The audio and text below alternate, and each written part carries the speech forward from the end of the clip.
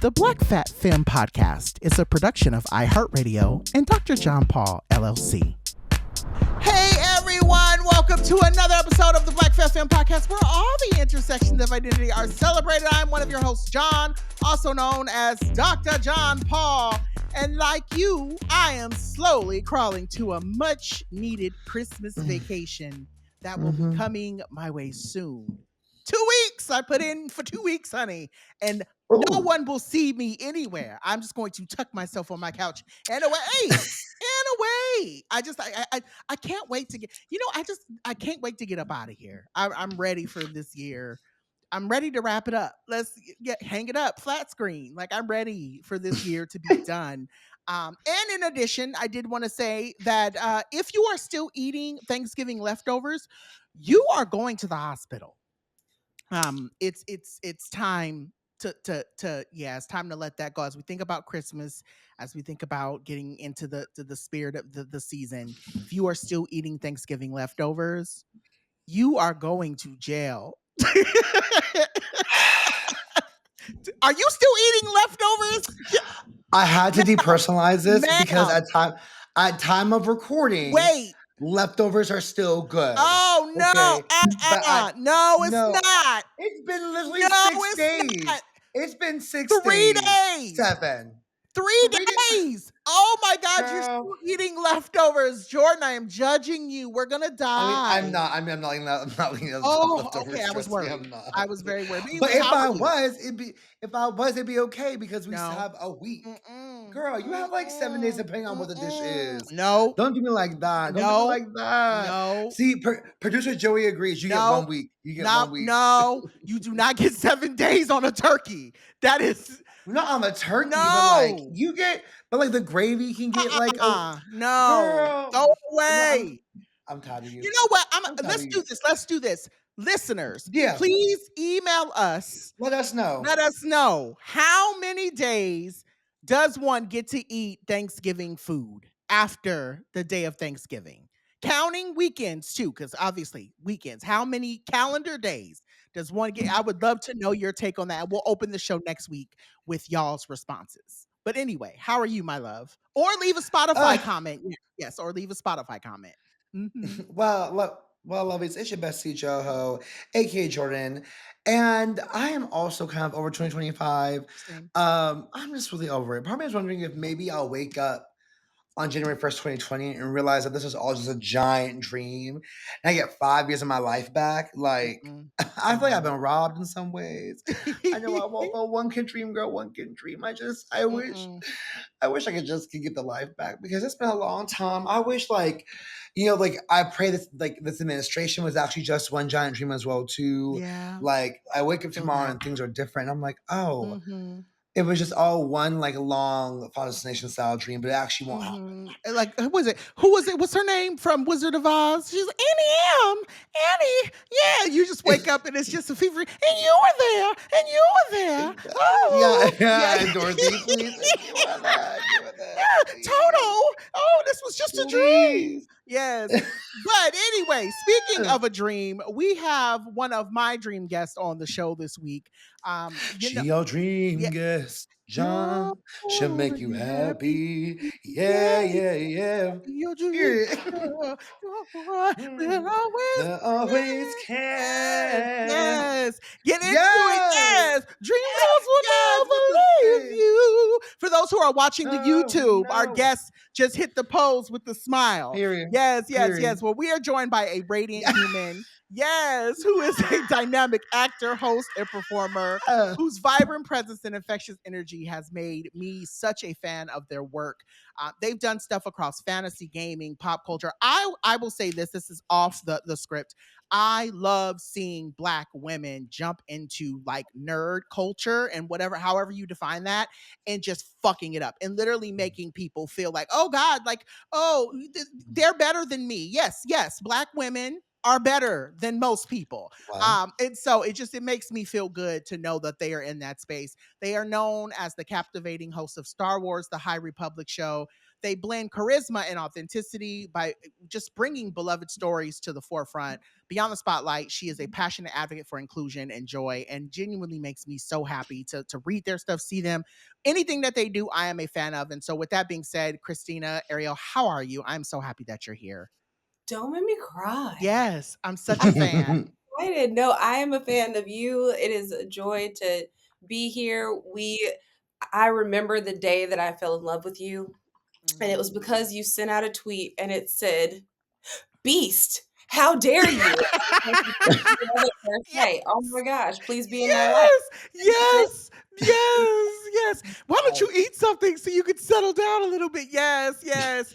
I don't like you. I don't like you, Vera. I don't like you either. Yes, You come into my home. Yes. The way she got up and ran out of that restaurant will always be iconic to me. Please. What a moment. What a moment. Please. It is my dream. So I'm going to tell you this. It is literally on my 2026 vision board to learn that entire monologue. I want to learn both parts. I want to be able to say it from beginning to end. I want to learn that whole 10-minute monologue because it's cinema. It's just cinema. It's cinema. It really is. It's cinema. Yeah. Okay, Krystine, I do have a real question though. Just because you are listening to us yab about 1 week versus 3 days for Thanksgiving, just do you have thoughts? Do you have thoughts on the leftover situation? Yeah, what's your take on Thanksgiving leftovers? Here's my thought on Thanksgiving leftovers. It's until the macaroni and cheese starts to look weird and until the stuffing is dry. So that's like 5 to 7. 5 to 7. Oh, period. Oh, period, Krystina. You can I also freeze stuff because I'm Southern. That's my thought. Freeze it. Okay. And come back to it later. Even with your gravy, you can freeze your gravy. You can. Mm-hmm. Okay. Mm-hmm. There are ways. Yeah, there are. I have some chicken. What? Not tetrazzini, but is it marsala? Tetrazzini. I was like, who Dominique could put on chicken tetrazzini. No, tetrazzini girl. No, I have. Is it that? What is it called? The saucy chicken, the Indian saucy marsala? Chicken. Is it? No, chicken tikka masala. Tikka masala. Yes, thank you. I have some chicken tikka masala in my freezer that I froze a couple of weeks ago. So I'm here for the freezing it so it doesn't go bad. But the thought of something you're putting in and out of your refrigerator 2 or 3 times and reheating it, girl, I'm worried. I am. Well, so okay, worried. but no, but I mean, but like people aren't reheating like people aren't reheating like that's like that dish 3 times. They're like taking it onto a plate and reheating it. It's just. John's I'm scared. I am fearful for y'all's stomachs. You know what? You know what? 4 My days. side does hurt. Maybe you're onto something there. Yeah. But anyways, we're here on with our show today. Krystina, you can say, John, you could go. You can say good morning to you. Good morning to you. You can joke. Good morning to you. Oh, not me getting the sachet away. Oh gosh, and go get the room music. Shantae, was it Shantae? Yeah. Yeah, we were all rooting for you. Listen to Miss Vanjie. All the way out. Okay. So honor our girl, Miss Tisha Campbell, like we do every week in our Still Here segment. We're gonna kick off the show like we always do. I want to talk about storytelling. Now, the 3 of us are all storytellers. I'm curious to ask, what first made you feel like storytelling was one of your purposes in life, your purpose and how do you maintain that purpose still? And that purpose is so silly, but I was like, I'm gonna say purpose how do you maintain that purpose in a time like this? I'll go first. We'll pass it to Krystina, then we'll pass it to John. So for me, some Joho lore here for the listeners. I grew up with a really challenging speech impediment. Talking was super hard for me. It still is today. I'm a big stutterer. Also, like just being verbal is really challenging. I have to really think about what I'm trying to say so I can say it, or else it'll like my brain will short circuit. Yeah. So I was able to speak clearly the most when I was in theater. It was the only time where I was like, I had perfect diction, perfect memory, like I could memorize a line like that. And so I fell in love with the ability to tell stories on the stage, darling. Yeah. At some point, I knew I wanted to do more than that. Because I wanted to tell more. I wanted to tell more than stories that were already written. I wanted to tell the untold ones. I wanted to tell the underrepresented ones. I wanted to write the stories myself. So I discovered journalism to be my calling, to commit myself to seeking complexity within the nuances in truth and finding the best ways to share that with the world. Because to me, stories move people and they change people. And I know that I want my work to have that impact on the world. And so that's where I found my purpose in storytelling. But Krystina, I would love to pass to you and hear, have the listeners hear about you. Ooh, I love a lore drop. I love soap operas my entire life, like watching them with my grandmother. I loved books, and I just love to escape into stories because I had a lot of allergies, so I couldn't really play outside all the time in Alabama with Mm. bad pollen and things like that. And I was just like a sickly, weird kid. So I got into a lot of pop culture and comic books and things like that, and I just loved those stories. And then one day I saw a movie called What's Love Got to Do with It? Come With the on cake now. anime, yes. Come on now. Like, there you know that moment when she, like it's like the music is like, At and the she's end, she's running out that yes. Uh-huh. her name is Tina Turner. Yeah. I don't have any money, but I will pay you back every cent. And I just, like I was like, I want to be able to, like, make someone feel That that. feeling, I yes. remember writing I found actually my autobiography that I wrote in 3rd grade, and it was like, "She Yeah. died on the stage at the age of 75 after becoming a doctor and a performer and having 6 children." It was like the So wildest, like, dramatic. So dramatic, that yeah. was The dial on the stage is my first, wild. like, writing award and started writing poetry, and then, like, when I got into Mm. Dungeons& and Dragons, that was when I really felt myself as, like, being a part of a collaborative story with a group full of people Mm. and actually being able to use it as therapy to work through so many things, and that's the power of story. All of the things, whether it's Mm. your story, someone else's stories, the stories that we connect to, they change us, they move us, they Yeah. make us wanna be better or just make us Mm. rethink things, and that's I love the power of that, and I just wanted to be a part of that, and I wanted to be different people and tell different stories and just exist in ways that I sometimes can't in the real world. Real. Yeah, I love you talking about stories as a way for us to exist in the real world because I don't think folks so I don't want to make this as like a sweeping generalization, but I think we talk a lot about on this podcast about how hard it is to be othered, right? To be black, to be queer, to be all of these things. And I think when you have a story, when you have a film, when you have a show, when you have a podcast, when you have an album, like for me, like I always tell people, the album that changed my life was Brandy's Full Moon album. That album was the first album that Mm. it's still I can hear it and see it. It is the first album that I ever listened to from front to end, or from beginning to end, where I could sonically see the album. It was one of those albums for me. It was like I could Mm. literally see every visual to every single song. And so I think about that often, how like even though it was an album, it was still a story that really stuck with me, and that album still is a story to me. And how important it is for me to think about that moment where I was in my life, where Brandy was in her life, and how much of that connected for me. So anyway, one day we'll do a whole dive into the importance of that album for me. But I will say that I Mm. think it is important for us to have an escape, and I think what you're talking about is escape. This idea of we as black people, we don't get to escape much from the terribleness that lives around us.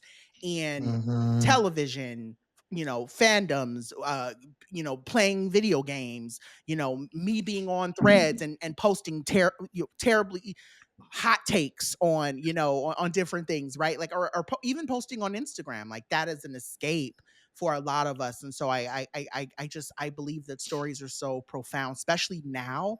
And I think the other thing too, I was, when we were kind of putting this episode together, I made a note of something I had to remind myself of all these years was, the importance of us saying, like, even if it's a sentence, even if it's a paragraph, even if it's a page, it's important. Like, it, no matter how, because some of us feel like, oh, we have to write an album, or we have to, write a show, or we have to write a film. And it's like, no, even if it's just a quick 500 words, you're telling our girl Miss Oppression and her cousins white supremacy to fuck off.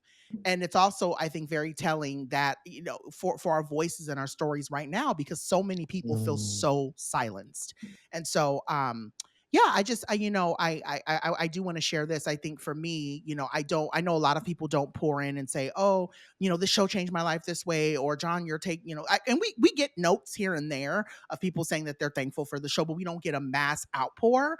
But what I will say is on LinkedIn, I have found a lot of people jumping into my inbox and saying that message you posted, or that thing you commented on, or that thing that you gave your take on, it helped me to see life this way, and I'm so grateful that you are here. So for those of you who see themselves as digital storytellers or are scared to tell your story, I think it is so important right now for you to really figure out, how do you want to tell your story. And I'm going through that right now. As you all know, I'm really wanting to do a doc in 2026. I'm trying to figure out what is the story I want to tell in this documentary. And I think that I don't know what it is yet, but I'm going to do it. And I think, I want to encourage anyone who's listening to this to know that if you don't feel like a storyteller, you are, just by existing, by just talking about who you are and where you are and where you've been, you are genuinely going to change the world. So, yeah. Mhm. Mm-hmm. I really love so much that it feels like for all of us, right? Our love of stories came from the idea of of escapism or escaping Mm-hmm. something, Mm-hmm. but our purpose to do it is about facing something Yeah. and helping others feel seen and heard, represented, Come and on, just to Will feel from something, yeah, which I Will think. from Stranger Things having to face their gayness. But Yes, but yes. but truly, it really is beautiful, right? Like, which I mean, it's also I think is Yeah. I mean, like, it's such a deeply Mm-hmm. Black and also queer experience. Real. You want to escape pain. You want to find something beautiful and amazing, and then you actually not just that, but then you want to create that too, and that's really just special Mm-hmm. and incredible. And so I love that for us so very much. It makes me really Amen. excited for the conversation we're gonna have today with our guest. But we gotta take one commercial first. So now we have y'all wanting to pick up a book or read some of the articles that we wrote before they disappear when the internet crashes, because they Amen. inevitably will crash, And girl. Will. We'll take our first break of the day and be back in just a bit.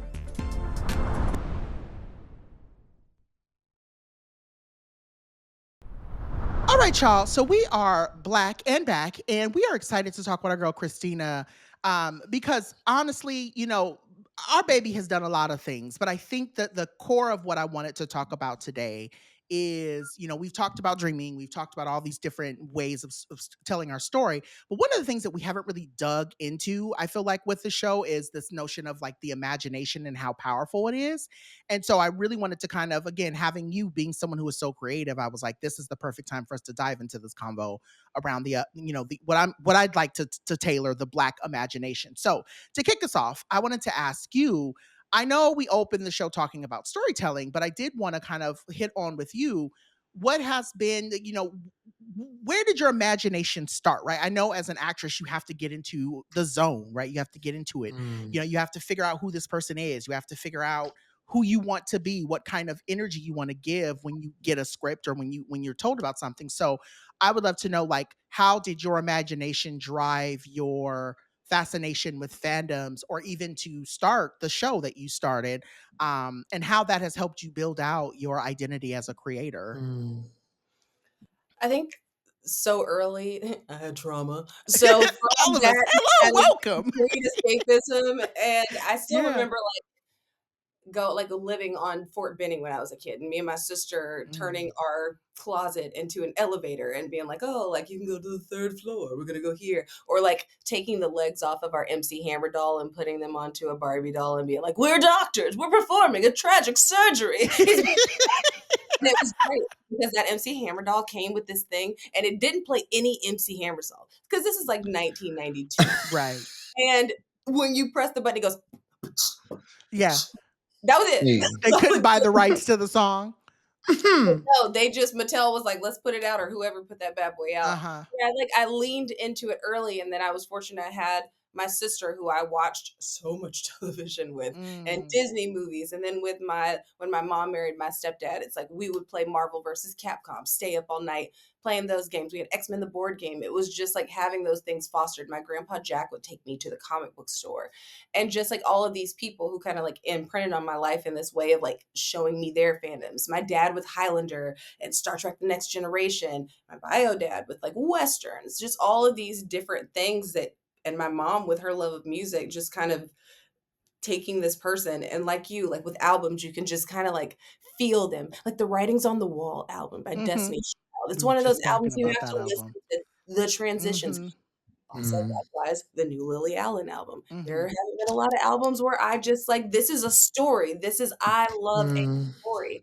And I got into all of that, but then also I got into high school and just started like being a girl with not a whole lot of supervision and a whole lot of freedom, who just like wanted like friends and to just be around people because my dad worked and my mom was on tour and all these different things. We're latchkey kids. Mm. Yes, yes. Yeah, and we're like, we're that generation where you come home, like you make up Totino's pizza, some SpaghettiOs, you carry on, keep it moving, you watch TV, you watch Two Nonsense, do whatever your thing You is. did your homework and watch Alex Mack and call it a day. Alex Mack wears a hat. Yeah. Just like all of those things kind of led me to like, they became my core identity, like as a nerd, as a person who loved comic books, who like, Mm. I heard Dragon Ball Z, I'm jumping in the conversation, anything about Star Wars. And like I kept those loves even when I was still in Columbus, Georgia, and like selling cars or waiting tables, like all of those things. I would have like my customers download the Star Wars app with lightsabers so that we could duel at the table, or just like different things. Mm. I those things were myself, and I didn't think anything of it when I decided in 2014 I'm going to move to California. I didn't have an actual plan, and then in 2017 I was like, I have a bunch of costumes and a desire to like stunt, but if I'm going to do this, I'm going to do this. I'm going to go. If I'm going to come out the gate, I'm coming out the gate. Yeah. Now, and I'm going to be super professional about this. But here's the thing. One of the things that we've heard, especially like with the last couple of weeks with cosplay and just our entire careers, is you can't do this character because this character is white. You can't do this character. Right. Oh my gosh, listen, the comments under my Velma, wild. Supergirl, madness. It's like the wildest thing that you can think about with Supergirl is that she could be black, not that she's an alien that can fly and has laser eyes. Like, And what she's are not we even talking? real, but yet here we are. Yes. So what I decided I was gonna do Yeah. was I tried a wig once and then I was just like, this isn't me. Like I want to be myself as the character, not as myself as the Trying to actor, be the trying to be this, trying Right. to look exactly like them or do this. Like, no, I'm gonna make this character my own. And the way that I saw young girls respond to that with me with natural hair, or like me doing Nubia instead of like in this uniform, but with an afro, and like going out and like having my braids match these cosplays and like doing these different accents to like make these things my own, it stood out. And then within a year, I'm in Cosplay Culture Magazine. I'm doing stuff with BuzzFeed. And then that led to, hey, do you want to play Dungeons and Dragons? And I was like, heck yeah. And they were like, have you ever played? And I was like, no. You had Played never my played first game before? live on stream for the official Dungeons and Dragons channel. Oh, The first ever wow. game I played in my like now 8-year career of playing TTRPGs live, I just went in and wrote a song in the middle of it. And I was like, oh, I'm a bard. Like, I'm not pretending. Like, this is me. This is the most heightened version of myself. This character, Ariza, who is beautiful and angelic and is an Asimar, who is also a diva, has a diva named has a diva named Diva, which is like a persona that is just like all of my characters. Essentially, they gave me the name D&D Beyond Say, because D&D Beyond is where you build your characters out in D&D. But Oh, Beyonce wow. I'm is learning a lot. I'm learning a lot here. I'm learning a like, lot. It and ain't me. creating characters that are iconic Yeah. to me. Creators, like I remember I was grieving when my stepdad passed away during Mhm. COVID, and I got asked to play a game with Dimension 20 with Brennan Lee Mulligan, who is one of the most empathetic, kind, incredible humans I've ever met. And I was just like, I am in a bad place. Like I need this. Like I need this random 15-hour game that we're going to shoot across 2 days, and I'm going to create a character that has every bit of joy that I am not capable of feeling. And I was like, she is going to be light and vibrant and airy and just like, and that's when Barbarella Sarsaparilla Ganglin was born. And she just was joy and she was peace. And every time you talked to her, she was just so exuberant. And she came in and she sang songs and she had wings and she just was everything. She loved every single person she met. And like every time my character would walk in, Brennan would go, is that Barbarella Sarsaparilla Ganglin? It's like imagine you're on a warfield and then like Beyonce just walks out. And Yeah. like like the equivalent of these characters. I am powerful. I am regal. I am all of these things that I wish to project into the world, joyful, and giving love to people. Like I just wanted to feel joy because joy is my center. And so when I'm in this place, like I have found through this game in the last like that came out of nowhere into my life that was something I'd wanted to do in the past, but like there wasn't really an outlet for me in Columbus, Georgia necessarily to find a D&D group. I'm sure I could have, but like it's not like the doors were opening to do so. But when I got into this place, coming from a place where in 2014 I sat down and said a prayer and said, God, I'm so unhappy. If you open a door, I will run through it. If you open a window, I'll jump out of it. I can't be here. Like I can't be here anymore. This place is not serving me. And when I removed myself from there and I came here, like so many doors opened up because I stepped out on faith in myself. And just like there's more for me out here. And then that TTRPG door opened the door to Star Wars calling me. I didn't seek out Star Wars. Like Lucasfilm came to me and said, "We're planning an initiative. We want you to be the face of it." And the things that come with that. Praise Beezus. Yes. Beezus I had H. the Rice. opportunity to be in this position where people don't want me in, where I don't belong. I'm not supposed to be here. What do I know about this? A lot, actually. But like, because of my face and all of these things, you think that I am not allowed to exist in this space. But I came into that space prepared to take up space as the first like, Black woman in a forward-facing position in that fandom, in that way, in an official capacity. I had a job to do, and my job was to show up fully as myself, to take up space, to be funny, to be witty, to be charming, but at all times to be 100% myself and not let it break me. You said a lot, and it was all good. I mean, you literally took us to church over here. It's yeah. Go ahead, John. First, I really love seeing John's face because I know John's learning a lot about about like gaming culture, nerd culture. Girl, I don't know none And of I, that. but also because it's like stuff that I used to do that I haven't done so long, and so I'm like, oh my god, I'm getting all the jargon that you're sharing as well, Krystina. So I'm like, oh my god, I've not heard those terms in so long, and it's really special. I like honestly, like I have not thought of like D&D like through this lens before, right? Like I have several friends who do D&D, Dungeons and Dragons, who like they've invited me to do campaigns with them, and I'm always like, I don't know if that's for me or not. And I used to when I was younger, but it's not as an adult. But like hearing the way you talk about it makes you want to do it. And I'm like, oh, like I totally see what's powerful about it. And it's special to hear, especially to hear how powerful you feel doing it.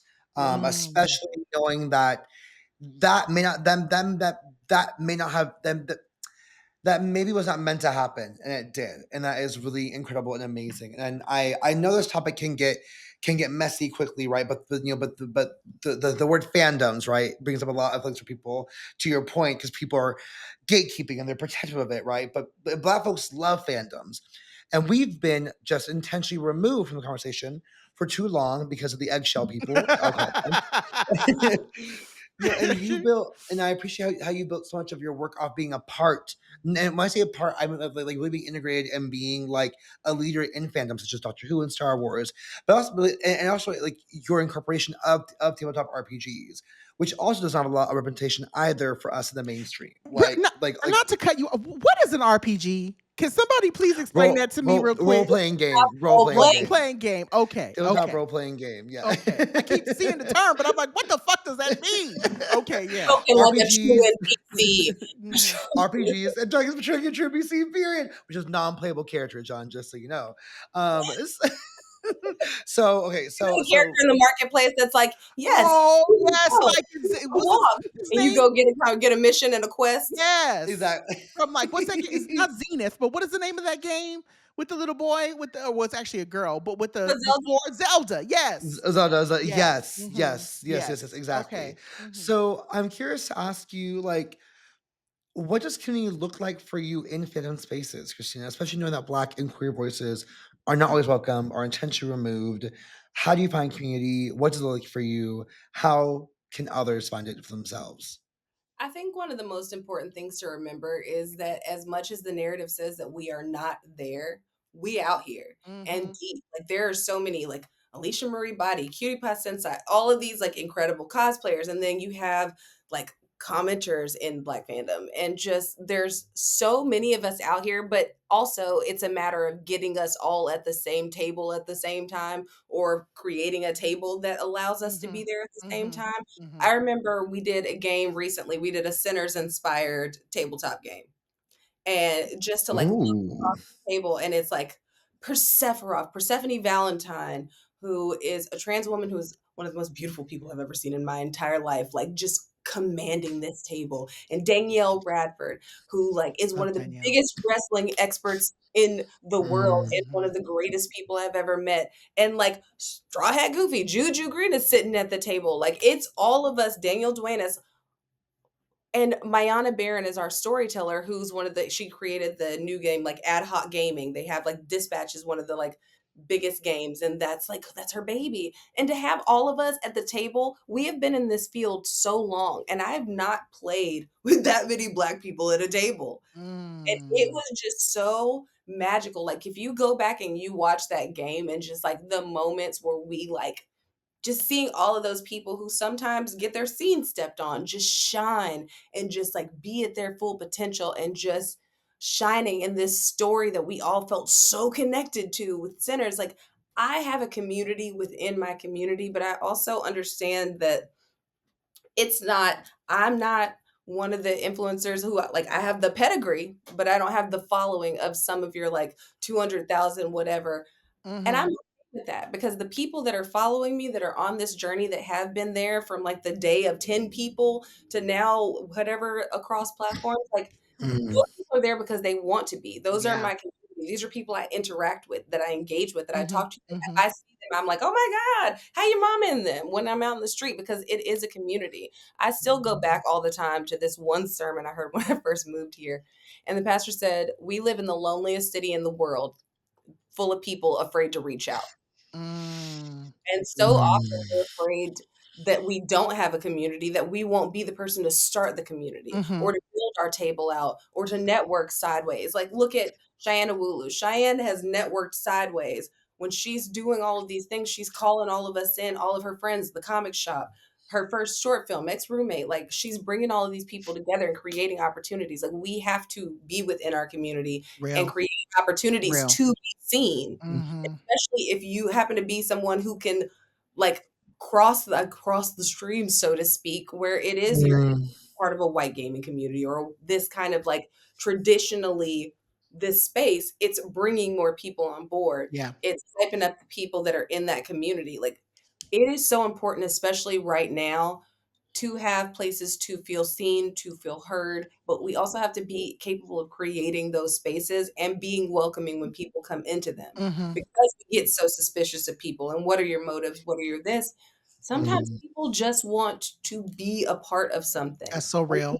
keep it open So so that real. you have that opportunity. Yeah. Oh, I love that you Mm. say that because I Mm. feel that. I think, and we've talked about this in several iterations, but I was going to say, I think even after the pandemic, people are feeling even more lonely because folks are like, we've lost connection with people, or people are just trying to stay above water, especially in this Mhm. climate we're in. So many of us are just, I mean, especially a lot of us being contributors or being on contract, right? We're all trying to look for our next gig, and so many of us are just trying to stay afloat. And so I think many of us have lost touch with one another, and I love that you're talking about this idea of creating intentional community, because honestly, and I'm going to keep saying it until the wheels come off, community is really at this moment going to be the only thing that saves us. Like, capitalism is not Mhm. going to save you, a job is not going to save you, you know Mhm. your you know your church may not save you. It can probably help you, but I don't know if it's going to save you.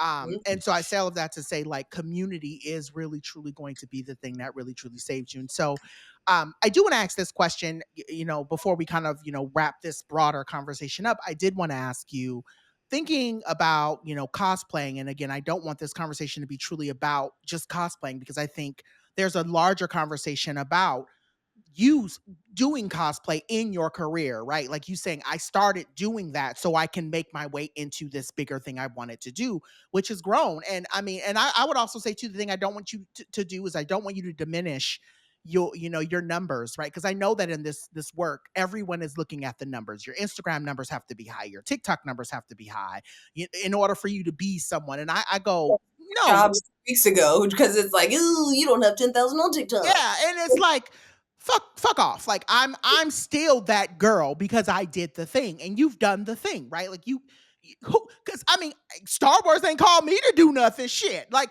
the reality of the matter is, you still are that girl. So I definitely don't want to diminish that, and I definitely don't want this to just be kind of downplayed into a cosplaying thing. I think and I also didn't just host a show. I'm actually in Star Wars and Obi-Wan Kenobi, and in the that's right. Encyclopedia and visual guide in 2 books, and wrote the foreword for the High Republic Character Encyclopedia. Please, I know that's right. Give me, please correct me. Is deep. Yeah, I know that's right, and you better. Yes, pop your shit. But what I'm saying is I think for us, I think it is important for us to recognize that the numbers don't mean everything. Like, you're doing the work, and that's the reason why you're here on the show. But I did want to ask you, while that's not a huge part of your brand now, I definitely think cosplaying provides niggas a way to express their identity the ways that they want to, like you were talking about with your hair, and you were talking about the ways you want to look versus it being you being the character. It's you bringing yourself to the character. I would love to, for those who may be listening that may say, oh, that's not for me because the fandom is telling me it's not for me. What advice would you give to someone who is, wanting to either jump into a fandom or wanting to start cosplaying or wanting to engage in a tabletop game community and may be afraid of joining because, quote unquote, they're not welcome or that's not for them per se? Oh, I have lots of feelings about this. I love it. Please, that's what we brought you here for. If you want to do the thing, go and do the thing. If you want to cosplay, I don't care if you've never sewed a thing. Do you know what I like to do? Shop. You can order a costume and put it on your body, and you are cosplaying. Amen. It's not about the 40,000 hours. That is for those people. You can go, listen, if you want to find a place to exist, you can. And even if it's slowly and one person at a time, your community will build up. You do not have to quantify or qualify your love of fandom. You do not have to take anybody's test of, oh, yeah, well, if you like it, then what happened in the X-Men? Like, you don't have to do all of that. That's them and their insecurity. That's none of your business. That's not your problem. Your problem is going in here, buying your comic books, doing the thing that you want to do, talking about the thing that you love that brings you joy. No one should be allowed to diminish that. No one gets to tell you what you can enjoy. If you spend your money on it, if you are buying merchandise, if you are buying books, if you are buying costumes, you are a fan. Yep. Period. It doesn't matter when you started. Everybody, look, every expert was once a beginner. Every fan was once a beginner. Everybody saw that one thing that was their gateway into a larger world that they got to take up space in. And it is so important that even with children, with nurturing the things that they love. The other day, my daughter asked me to watch Star Wars Rebels. I almost cried. But that is her. That is me. I'm going to go and nurture those things in her and allow her to take up space and instill those things in her. Yeah. But it does not matter what people say on the internet. It hurts sometimes what people say on the internet, and people are exceptionally hateful. And I'm not going to pretend that that's not a thing. I'm not going to pretend that we don't post a picture of ourselves in cosplay and get slurs and threats and all of this kind of stuff. Block them, move on with your life. Real. Because they want you miserable where they are, and that's not your ministry. Nope. A lot of the girls are just mad that they don't have the range. And I think that's the thing. So I saw someone post something about this recently on TikTok. They were talking about how Black people make everything better. It was a white man who was actually talking about it. He was actually saying, I don't know if you saw that clip, but he was saying Black people are the originators of everything. And even if we didn't create something, we'll take it and we make it better. And a lot of people just can't take it. And I think that's really what it comes down to in a lot of these fandoms, right? You can't, because you didn't create that costume, because you couldn't see that costume or that idea as being something greater, then you're mad about it. And now you're saying, oh, then it's not for you. And it's like, nah, girl, become more original. If you worked at it a little bit harder, if you were a little bit more, if you were giving the fantasy more, then you could beat me, but you're not. I mean, Lane, You don't have to worry about the costume on somebody else's body. It is not your job to tell them they're not allowed to do anything. Nope. And especially, I don't care how long you've been in the career. I don't care how much you've sewn. I don't care any of those things. If you are telling somebody that they don't belong in that space that brings them joy, you're a problem. Yep. Yep. Yeah. Mm-hmm. And honestly, I think I was just like, I think that really, when they say you don't belong, I think it's because they don't feel like they belong, Mm-hmm. and they really are, like, it's really about projection, right? And like when people are coming for somebody for doing something, it's because they don't believe in themselves enough to do it. Amen. Amen. And I like, and right, and like they choose to subscribe to the Mm-hmm. idea that they're not enough, and so they want you to not be enough. Yeah. No, without understanding that, like, Black folks and queer folks and like folks of all folks of color and all folks of different gender expressions and sexualities, like, have always been made to feel like we are enough. So we have had to demonstrate to ourselves that we're enough above all. Yeah. And we've had to choose to not subscribe to the idea of what enough actually looks like it means, and choose it for ourselves. Yeah. And so when people, like, you know, so that, like a lot, I love what you're saying. Like, I think it's it's about people who like who don't have the range. They don't have the range because they don't believe that they have the range. They don't Like, they can have try. the range They if don't if they try. want to. They don't Mm-hmm. try. No. They don't want to try. They, like, they're nervous and they're scared, and they want to. They'd rather commit to the idea that they've been sold and told. But like, we've known since we were sold that we're not trying to buy that idea at all. say the heart. Listen, Why, bitch? Why you mad? Because my pussy pops severely and yours don't. And yours don't. And yours don't. But yes, You because know, my pussy pop severely and yours don't. You're too scared to pop your pussy, girl. Yes. Too Why scared you to pop out your here mad to pop pussy. your pussy? Yes. Yes. I would So, name that the title of this episode, but we can't do that.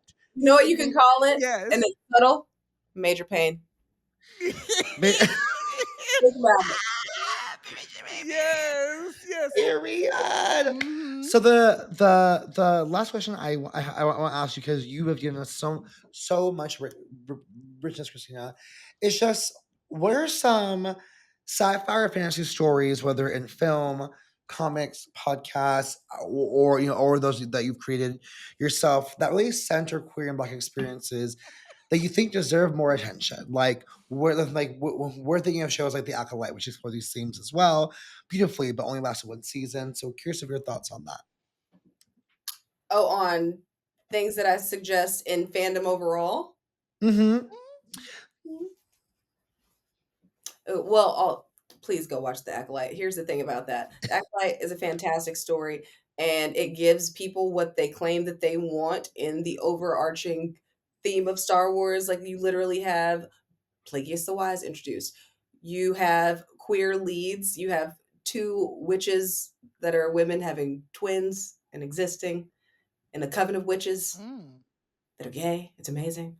You also have a Why are you queer. gay? One of the lead actresses is married to the queer writer, showrunner, director of this show, who's one of the biggest Star Wars fans that I've ever met in my life. And I will cape for Leslie Headland forever and a day, because Leslie Headland has been writing Star Wars fan fiction since she was a child. She loves that franchise with her entire heart and soul. And if she had a chance to tell those stories beyond those 8 episodes, she would shine in a way that people do not understand. Go watch Russian Doll. Check the resume. Her work is good. Her storytelling is good. Allowing that world building, we need to give stories a chance to breathe and a chance for people to grow. It's like this. It's like the Eileen Davidson Accord. You have to get a housewife above a season to make an impression. You have to do these shows as well, where you give them a chance to grow. But I also have a new show on Tubi. It's not really new, but it's called Headless, and I do play the queer mayor's assistant, Judy Gardenier. So, Come on, Okay, plug. plug. I know that's right. it just came out on Tubi last week, so go and run the numbers up on that. But there are so many I am a reality girl, and that is where my head stays most of the time, because sometimes I just can't, at this point in time, be too deeply involved in a story. But I really am enjoying, like, the Mighty Nine. I love, like, I'm a part of just a critical role in my way, but like the stories that they tell and have told and the world that they've built, like watching them grow on Amazon, and like They're okay. So the showrunner Kayla for like not the showrunner, but she does the social media marketing for Amazon and primarily works on this show. Oh, I know Kayla. Yeah. Kayla is brilliant Mhm. and is out there plugging these shows in a way that is original, creative, gets bitten off so many times, like her work on Good Omens Yep. and that she does Yep. Mhm. like Legends of Vox Machina, Mighty Mhm. Nine, and these are good shows that are quality, and she is doing quality work. So, like, while I have a microphone, Mm. let me please give her the flowers that she deserves for building Mm. shows up and creating a presence that everybody always wants to say the unpaid intern running those accounts. No, there is a woman of color behind that account. All the time. Let's give those flowers where they are. But no, seriously, I'm watching The Mighty Nine. I'm watching Secret Lives of Mormon Wives because it's just who I am as a person. Yeah. And I'm 40,000 seasons of Housewives in because there's like we're in the like the golden era of Housewives and Yeah. where they just kind of like put everything out. So you have like Beverly Hills, Potomac, all of those great things that bring me a lot of joy. And those are the stories that I want to engage in because I like to see women being varying levels of ratchet while wearing nice clothes. Mhm. Yes. That's my opinion. Yes. Yes. Very much giving that. I only know Housewives because my husband makes me watch it, and I've kind of just fallen into you know how when something is just on and you just eventually start asking questions about like who is that? What is she doing? Why is she doing that? And then I kind of fell into the whole like it started with Beverly Hills, like it started with me hating Dorit, and then it kind of started me rolling into like what's the origin story of what's her name, the sister, I can see her face, she Kim Richards, not Kim but her other sister, Kyle Richards. Kyle. Yeah, I wanted to know her lore because I just was like, what's going on with her? Something's off about this woman. And then I went back and watched all of it. And then eventually it led me to New York and then it led me to Atlanta. So yeah, so I'm also a real housewife. As much as I try to hate on it, I'm a housewife girly too. I quote it very, very often. Who is Honky Dory is one of the things I ask weekly. Who is Honky Dory? But the thing that's underestimated is those stories. Those are real women's Mhm. stories. We're watching women go to prison. We're watching all of these different layered stories Yep. of women that we don't often get depicted. That we Yeah. see stories of alcoholism and abuse and just stories of Yeah. women creating, getting out of bad relationships, creating their own empires. We don't get that kind of like nuanced storytelling sometimes. Yeah. And these people are coming off the dome. You don't get a Nene Leaks like in a like vacuum. No, you don't. It's like this world has allowed so many of these women to create their own freedom, and I Yeah. respect it, and I love the mess. Yeah, I was just gonna say, I literally yesterday just said, "Ooh, child, the ghetto." I don't know what I was doing, but I was Is it a white no, refrigerator? I don't know what I was. I was in the kitchen, and I think I was making something to eat, and I was listening to something or watching. You know what it was? So we're not gonna spend a lot of time on it. I was watching the Diddy doc, and they said something, and I said, "Ooh, child, the ghetto." And it didn't hit me until that, you know what I mean, like that lives in your head like a Nene Leaks. Literally, her I say memes, it all the time. her one liners are literally what has made that Let's go. franchise. Let's go and get you a home. I say it all the time when someone just when someone does something like poor taste. I'm like, Yes. Ooh, girl, come on, girl. let's go get you a Let's go home. get you a home. But yeah, you're right. You are very right. And to see it's actually really sad to see a lot of these women going to jail. I know we got old girl from Potomac who, I know this is such a random segue, but yeah, the old girl from Potomac who just got caught up on fraud charges. Is she going to jail? Oh, who, Dr. Wendy? Yeah. Her husband is also a lawyer. So it's a whole like it's an insurance situation and like Mm, insurance claims type thing. And you know they're uh, really great about that. And they also like live in like I think they actually technically live in like Baltimore, Maryland. But allegedly. I'm you gonna know how say like that so we don't get in trouble. All of this is alleged. allegedly, allegedly. Mm-hmm. All of this is alleged. We Yeah. don't know what happened. There's allegedly emails that have been sent and like they were intercepted. However, like Yes. I listen, I believe in Dr. Wendy. I feel like it's Yeah. just we live in the wildest time in the world where it's like we have a housewife who's like in prison with the like creator of Theranos and also Yeah. Ghislaine Maxwell. Like all three of those people are in jail together. It is the wildest thing Yeah. in the Yeah. world, and it's all roads lead back to Bravo, Yeah, it and does. I It think that does. there's a science to that. Okay. Yeah. Well, we thank this segment is probably the most thorough and one of the most robust is such a beautiful word, and I appreciate how forward you are about your experience, and I think it is important. I think we need. I'm going to say this, and then we can wrap so we can get to the next segment because our producer is on our head. But I was going to say I think it is very important for us to give Black women specifically in these spaces, give them the mic, let them tell their stories, let them take the lead on things. That is how things become so much better. So with that being said, we want to give you a reason to suit up as your favorite heroine or villain, because they are people too. We got to give the villain origin story is real. We're going to take a quick break and come back with what's poppin'. We'll be back in a jiff.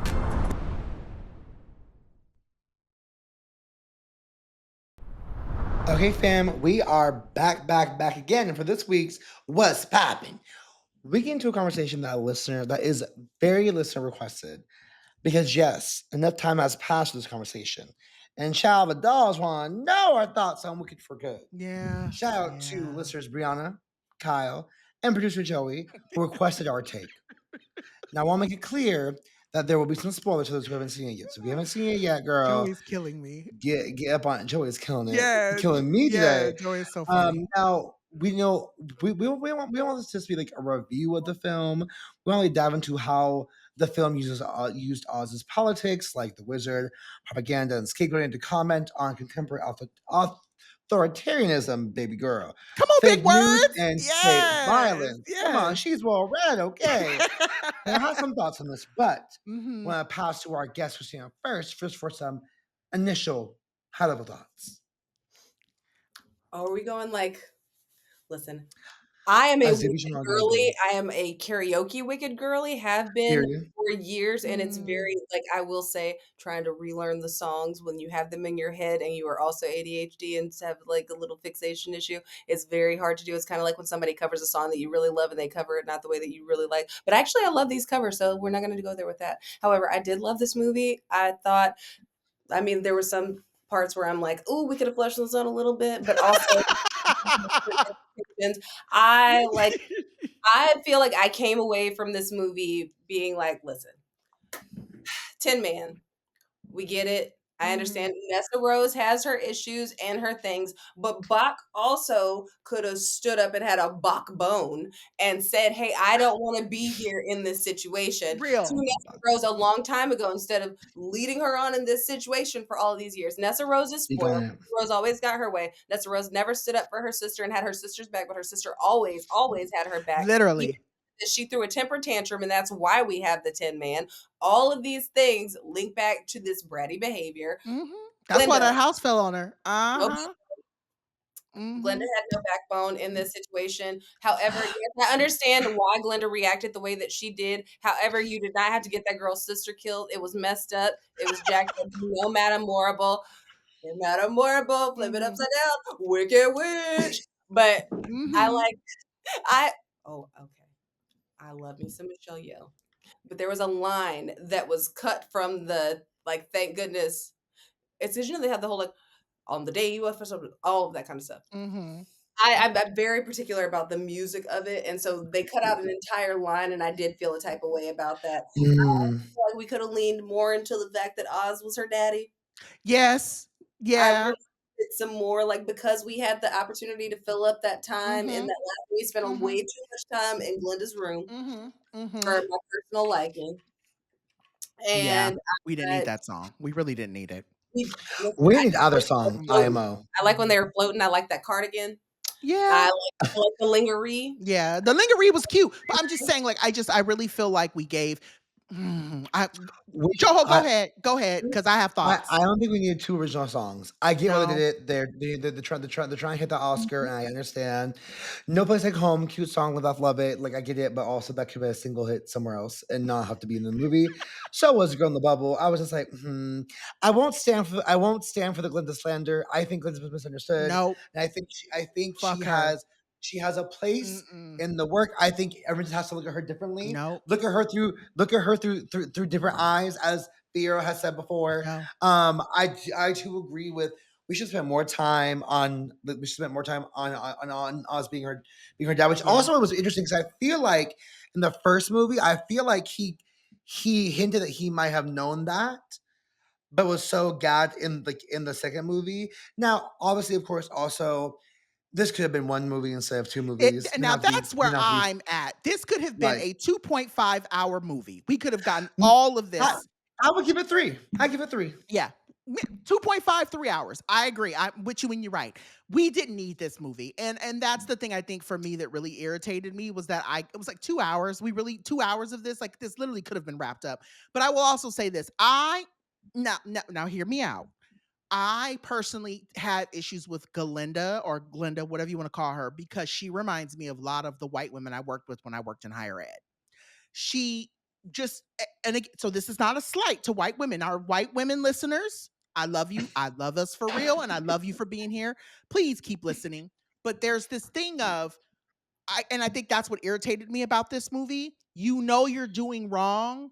Just lean into it. Like, stop playing this whole, oh, I didn't know. No, you knew what you were doing, girl. You knew what you were doing, and you knew what was going to happen.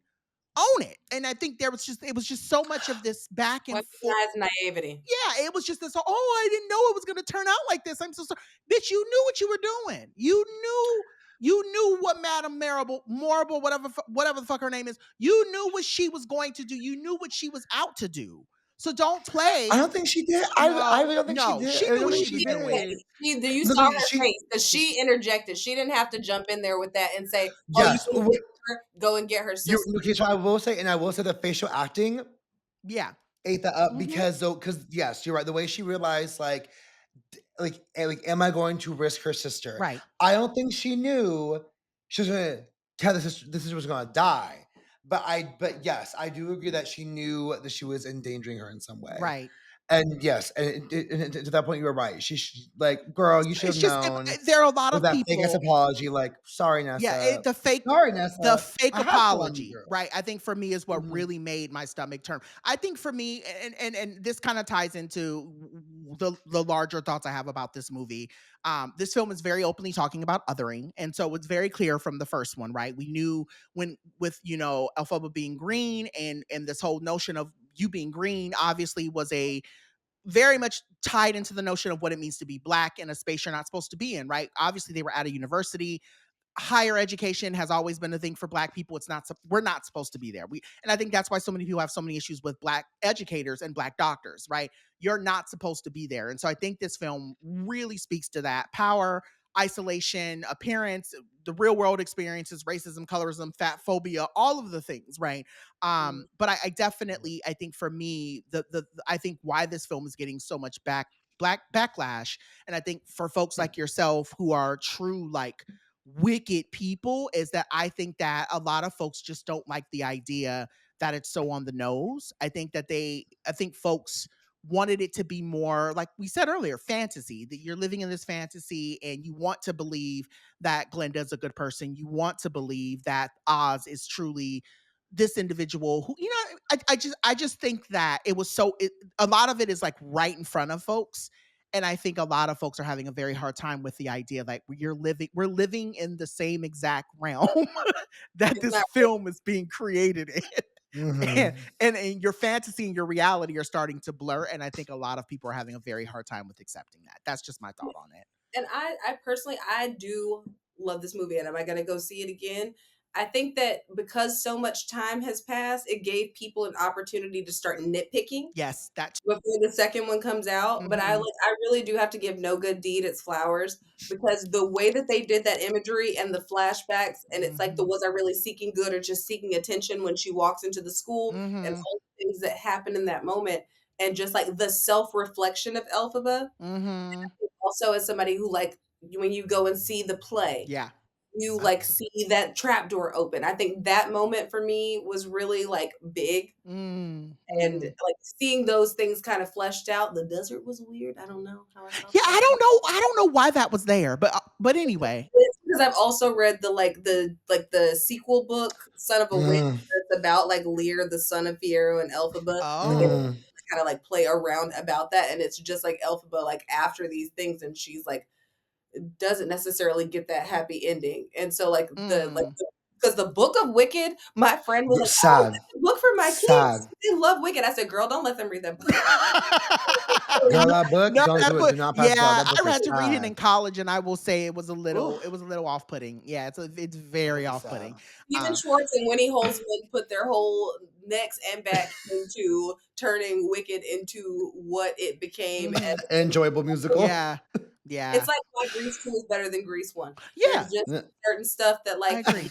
adapt and make better. Uh-huh. Uh-huh. You know, I will say I don't quite get why people have backlash because this isn't new material. Like, baby, look at the material. Mhm. Like this is a movie based on a play, and I think right. I think also to your point of John of like people want more of an escape and fantastical and stuff, and I get that, but also like when you're adapting something, you don't have a lot of room to play with when you're doing it like this. Like Yeah. you really can't, like that's why you have the material, and like they took a swing doing two original songs, right? That's probably the most they can do. They leaned in more on story building and world building, giving you more sets, right? Which I did appreciate in the grand scheme.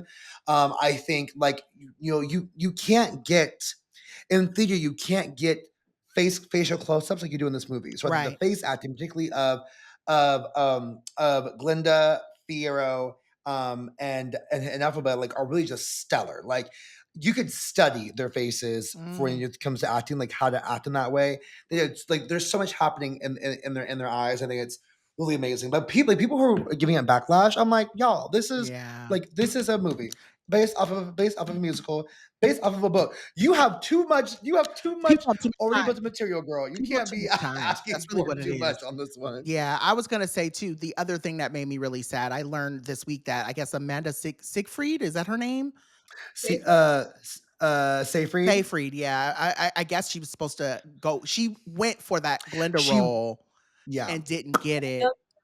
I'm not mad that she didn't get it. No, I'm not saying I'm saying I like her, and I genuinely Sinfree, thank you. Yeah. I like her, and I could see it, so it makes me go, oh, okay. Like I could see it. She's great. She's Love her. But Love but Amanda. I think the casting was I think the casting is perfect. I think everyone I actually just to point about othering, one thing I think about a lot is like y'all are so pressed over a green girl, but y'all have talking animals, and that's cool with y'all. Like to this day, I'm like, we were tripping over a green girl, but you That's why they you tried to get their voices. what? I said they weren't cool with it. That's why they tried to That's fair. the You're right. Underground You're right. Railroad You're scene. right. Oh my god. They tried to Pluto the Goofy. They sure did. They literally, but the You're right. Underground Railroad scene will never. And I know, I will say this. I know Coleman was the lion.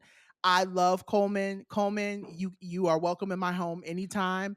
But that lion can go to hell. That lion can go swiftly to hell. Lion. I just want. Oh, I know you lion. Yeah. You said she took me from the only place I was. Girl, you were in a cage. I know you lying. What do you mean? And I know for a fact if he saw Fiyero, he'd be like, "Oh, it's my dad." I know this nigga didn't just. I know he didn't just. I was so mad. First of all, you cut off her note. Yes. Her high note. Cut off her note. First of all, that's rude. Two, you said she took me from the cage, the only home I ever had. Nigga, didn't nobody ask you? That was where I was at that moment. And she clocked him when she said, if I did leave you there, you wouldn't have been able to speak. Right. So what now? Yeah. Make it make sense, line girl. So producer Joey said that they saw a tweet that said that the lion was giving gays for Trump. And I agree. Agreed. And this is why I love my producer. Yes.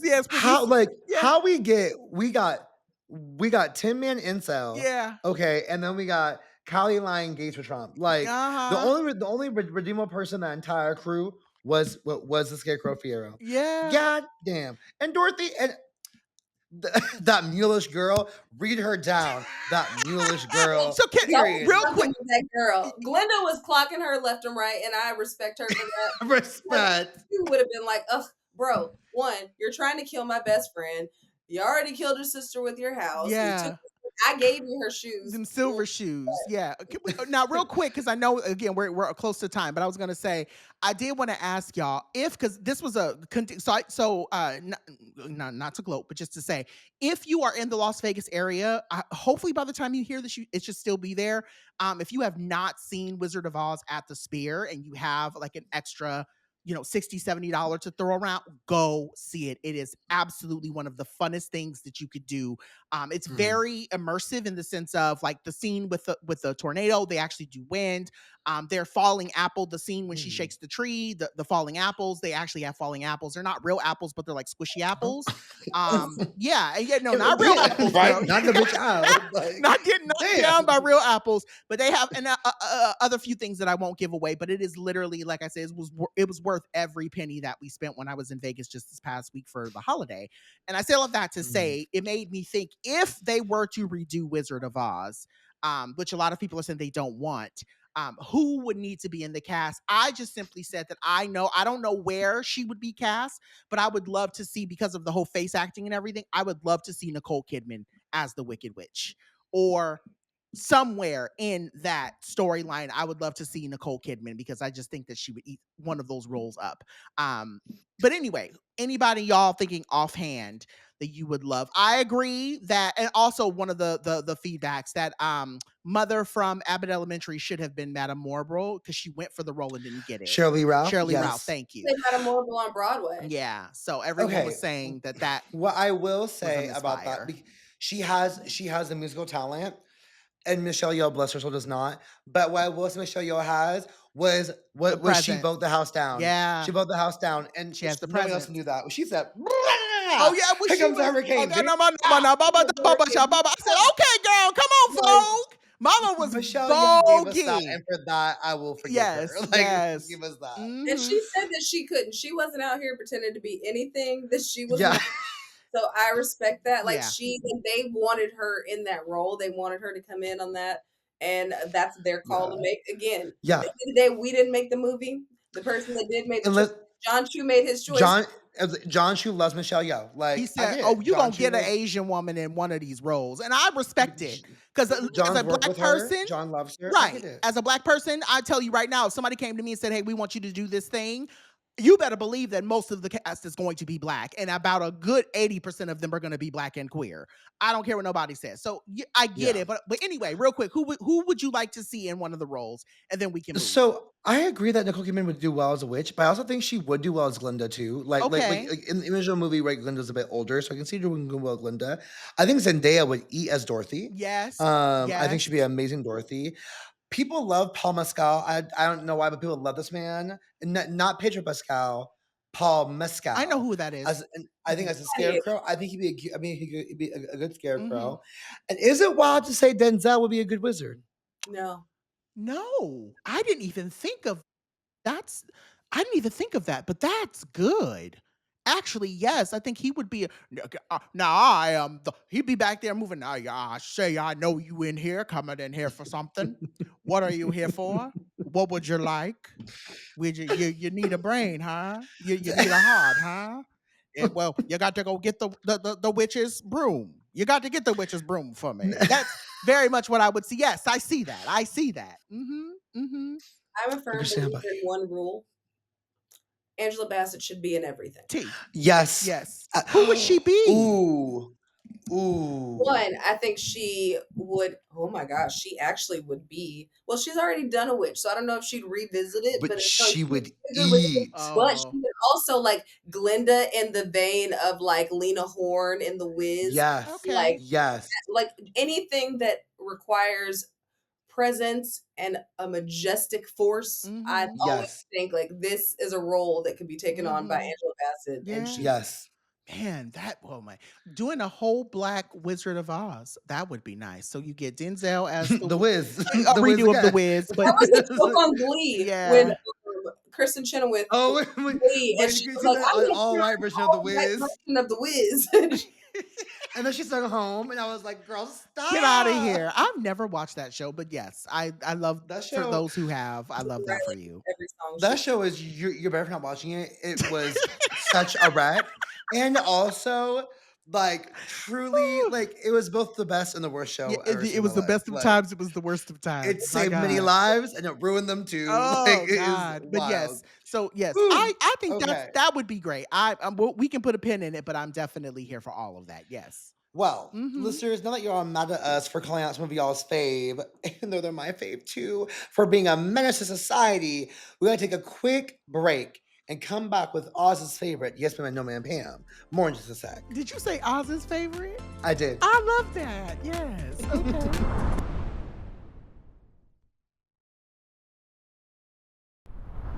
All right, y'all. So we are at that part of the show that y'all love. This is where we throw. So in the spirit of us talking about Wicked, this is where we throw poppies or we slap people with them. So with that being said, this week for our yes ma'am and our no ma'am Pams, I'll go ahead and start. We'll throw it to our guest and then we'll close out with Joho. I will say that I actually kind of got a couple of yes ma'ams. They're gonna be very very quick. My first yes ma'am is definitely going to be the Black Queer Visionary Summit. I just learned about it this week. I get little blips from different queer sites. When I used to write, I oftentimes would put pins on different sites to make sure that I had different. For those of you who write or have done writing, sometimes you will put into Google there's certain terms that will come up, and then it will ping you to let you know. So either you can read about it or you can see it. But anyway, this came up. Birmingham, Alabama. They hosted it. It is the first time that they've hosted. It's the inaugural one.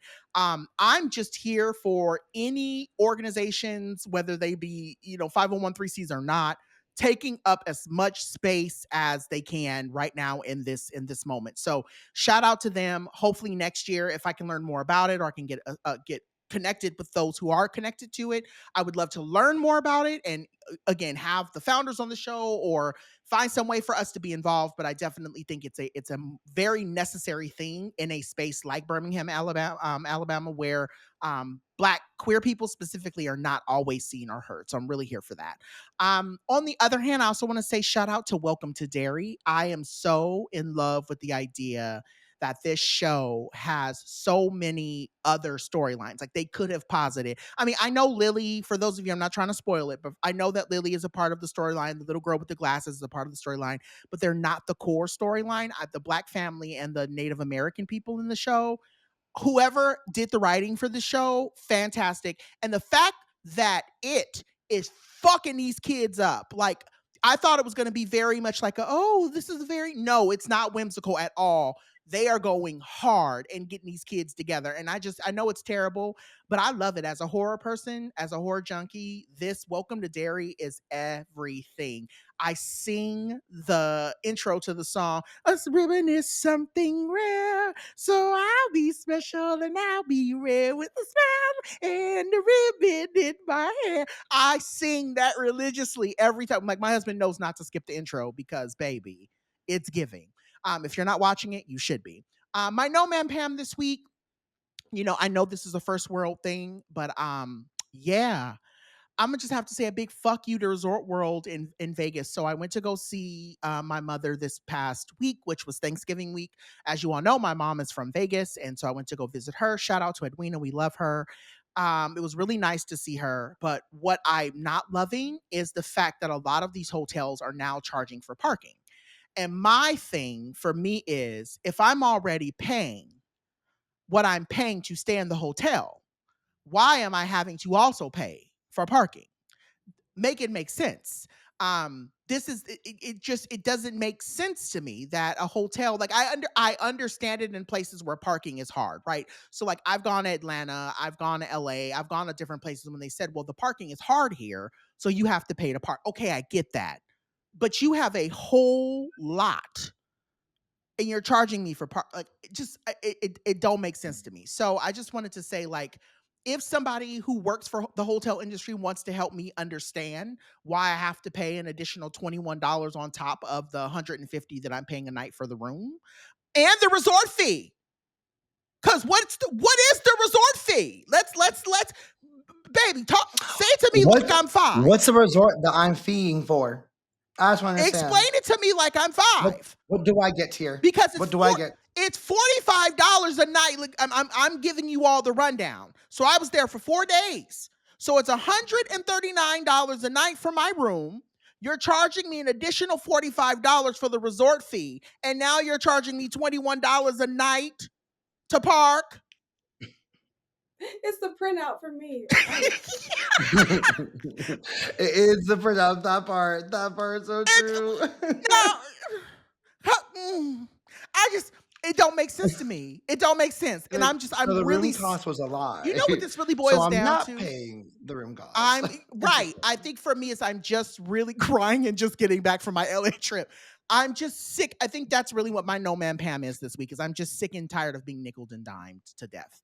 I feel like we live in an era where everybody is looking for a way to get more money out of you. And it's like, nigga, I don't have it.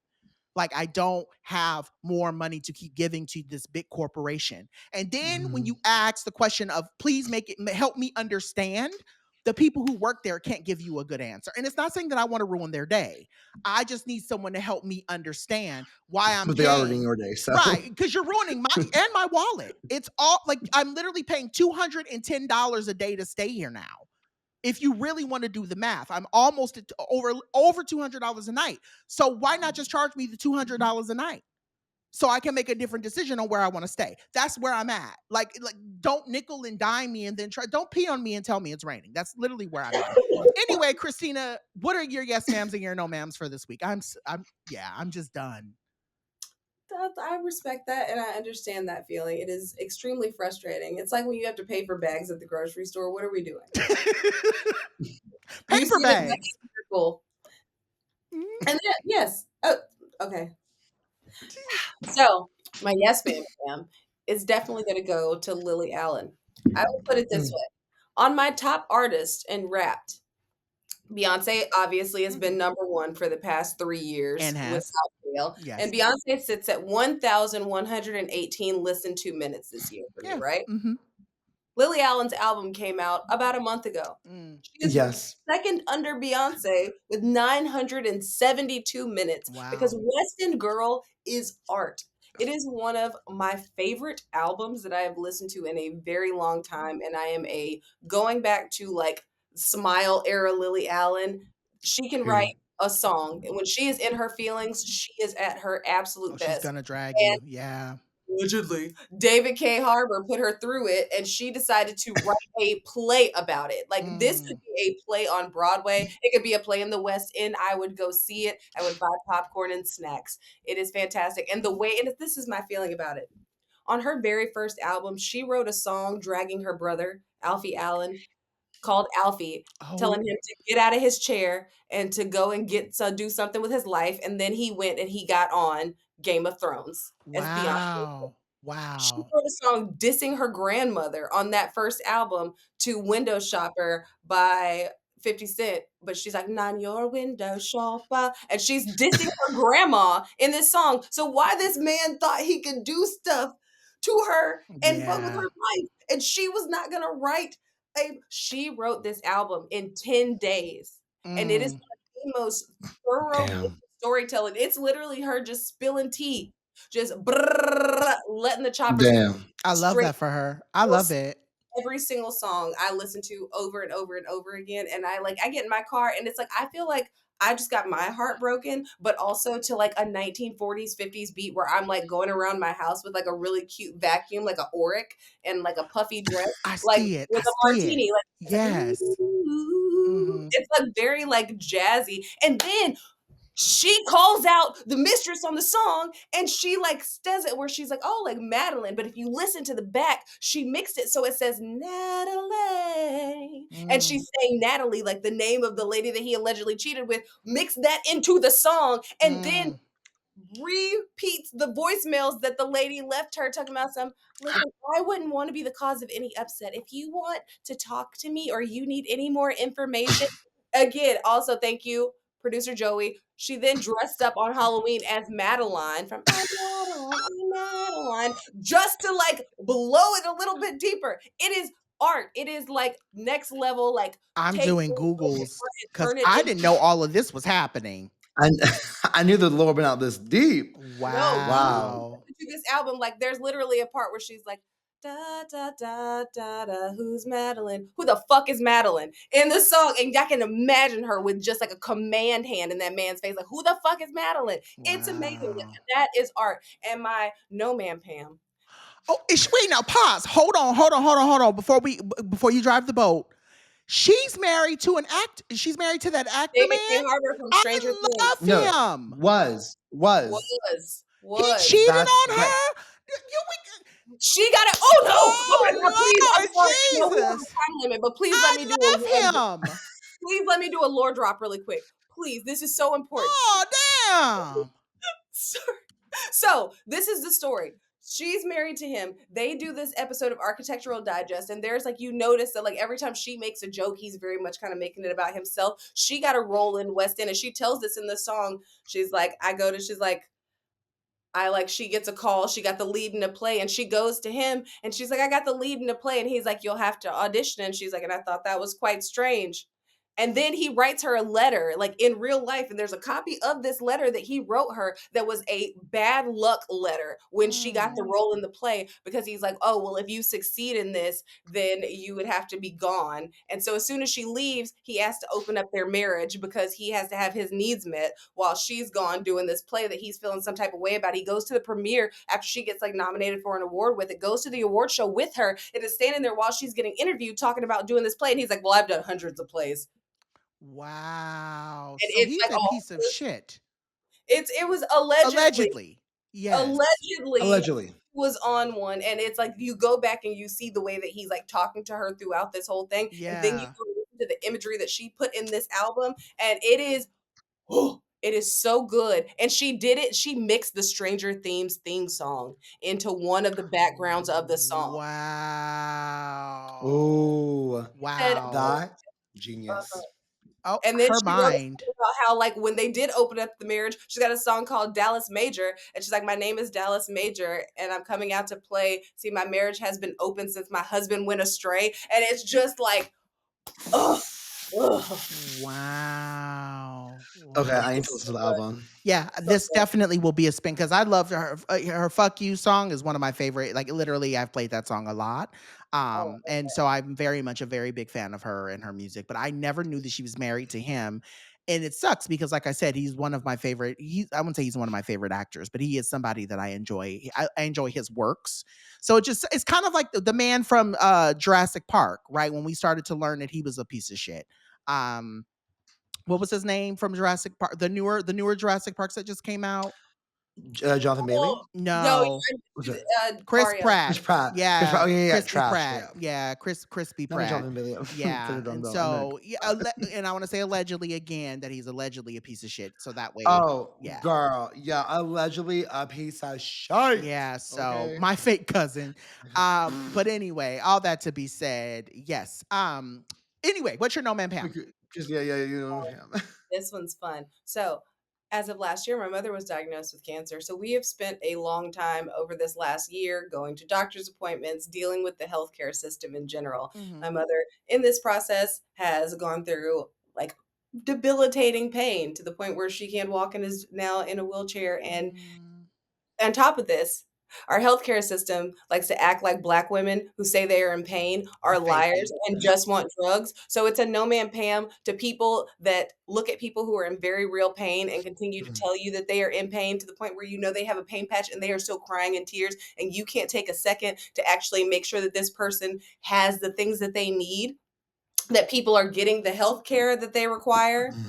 I deserve. Instead, you would rather Mm-hmm. treat people like criminals and other them and make them feel bad. And I am annoyed with it. I think Yeah. it's stupid as fuck. I think it's disrespectful. Mhm. I think that we shouldn't have to jump through hoops to be believed. Say I think that. that if you're in the care field and you do a first do no harm and you first question whether this person is genuinely in pain instead of saying, what can I do to make you feel better, which is my fucking job.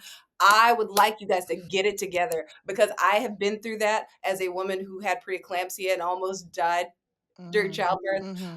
We need to start taking better care of Black women Yep. when they are going to the hospital. We need to listen to them. We need to hear them. We need to stop waiting until people are losing their lives or living a life of pain that they absolutely do not have to live, while going back to the parking issue, charging people $15 to park in a fucking hospital parking lot to visit their I'll sick never get it. I'll never get it. It's absolutely asinine I'll behavior never get because it. you're already charging the insurance companies. Let them pay for that. Stop charging people to park. Give people the medicine and the care that they require. Stop trying to run up the money on the insurance and then kick people out the second you actually have to do something. That's just one man paying the fucking medical. No, it's fair. I don't know if you saw that clip of the black woman who went into labor this past week, and there's this whole thing, about that. But I'm just, as somebody, my mom also had the same thing. My mom suffered from cancer about 2 or 3 years ago, and having to, I think for me that was the first time that I felt like I've ever had to like be my mom's voice, because my mom is such a very strong, she's typical black woman. My mom, I don't need nobody speaking for me. I got this. And that was the first time that I actually had to be like the person to say, this is wrong. Something's not right. What happened here? And it really changed. Like, it opened my eyes to how fucked up our medical system is in that moment. So I'm sending all my love to you and your family. I know I don't know all of what you're going through, but I definitely know a lot of what you're going through. And yeah, I'm really grateful that your mom has you.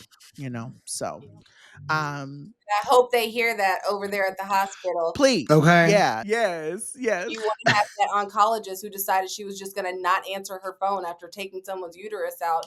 That's a big fuck you to you. Yeah. It's just, yeah. I'm sorry. That is from it's my real. core. That is from You my can fuck you. core. I think it is so absurd that we have to be in a position to get to this point where people, like, we have had to think of all of the lives lost. And there were medical books that quite literally said the different ways. They said that Black women have an extreme resistance to pain and a higher pain threshold. And they took that literally. And it is still in some medical books to this day. I know. It also said that, like, Latino women, only if they are cursing and calling to a higher power do they actually need pain medicine, or are they in pain. And these outdated things are genuinely still killing It's people, what's killing and it is us. past time to fix it. Yeah, it's what's killing us. It's frustrating. And I appreciate moments like this when we can give light to that, because I'm sure that there's someone who's going to hear this and not know about this, or not be as educated on it, and it's going to go look for it, or going to learn more about it. So I appreciate you mentioning that and bringing that up.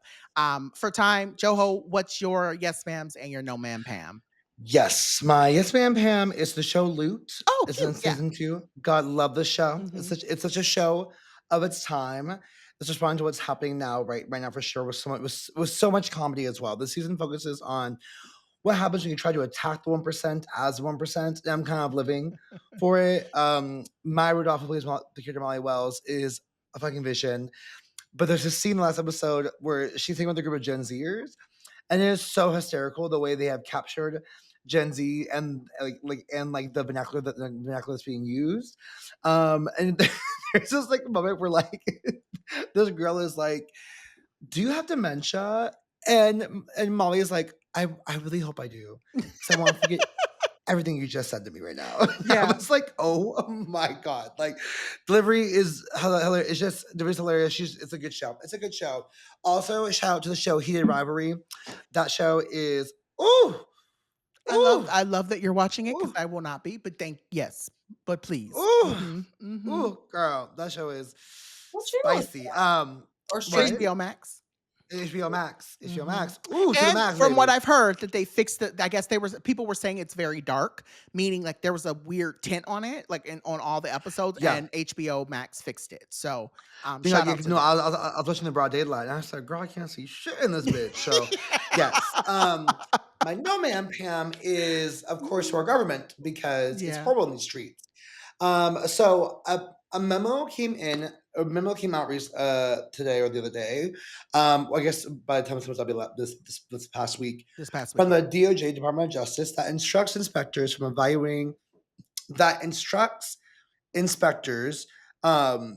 to stop evaluating jails and prisons using standards designed to protect trans, intersex, and gender nonconforming people from sexual violence. According to this internal memo, Now, let me clear and accurate in what this means. It's not instructing jails or prisons to take away their current policies that may center the safety of queer, trans, and gender non-conforming people under the PREA Prison Rape Elimination Act. Oh, that's a whole other conversation because how many times that those policies actually enacted for safety. Right. Is rather instructing inspectors, which essentially are third-party consultants hired by the agencies and certified by the DOJ, to not apply standards that they've been using before, which are specifically designed to keep LGBTQ plus and intersex people safe in prisons and jails in their evaluation. So this leaves room for prisons and jails to break more laws and policies, which endangers more of our community. So I want to be clear of saying, like, the memo isn't saying to endanger them, but it is basically saying rolling back checks and balances by doing that, which will enable the endangerment of people. And if people need to know more about this memo, feel free to reach out to me to talk about it, or if I'm more on NPR. But just know that I hate it here. Fuck this government for so many reasons. They're constantly doing things every day that it's annoying because it's like just enough to not be unconstitutional, knowing full well that it will be taken with Iran and kill us all. Yeah, and it's just like fuck this place. And girl, I'm leaving. And I also I should have said this in my No Man Pams, but to that point, talking about the government. So I don't know if any of you are watching or if you know, but a lot of the HIV prevention work that has been basically axed, we're starting to see higher numbers of AIDS and HIV reported cases that are sparking up in Latinx and Black people. And so, one, this is my way of saying, please go get tested. Please make sure that you're taking care of yourself. If you are participating in hookup culture, this is not the podcast that we're going to judge you, but ultimately we just want to make sure that folks are safe. But at the same time too, please make sure, I'm always very vigilant about this as we're putting together our show flow for the show. There's so much shit that's happening. So we don't want to ever like spend the whole episode talking about how terrible things are, but we do want to encourage people, like, please make sure that you're checking in and reading and staying up to date. Talking about storytelling, make sure that you're still reading the articles, going to NPR, going to all of the different sites. And I know sometimes it can be hard because you're going, who do we trust? I mean, ABC News, CBS, they're all kind of starting to bend their knee with a lot of the things that they post. And so it's kind of, again, I'm not here to call anyone out. What I'm just saying is like, do your best to stay up to date about this stuff, because it is going to impact you, even if you don't think it's going to impact you. One way or another, it's going to come back and it's going to impact you. And so I appreciate you, Jordan, bringing that up, because I honestly didn't know about that. And so this is going to be something that I definitely keep my eye on, considering that we do a lot of work with folks who are formerly incarcerated, or folks who are families of folks who are queer and formerly incarcerated. So all that to be said, thank you, everybody, for listening. Please send your thoughts, your feedback, and your emails to blackfatfem@gmail.com.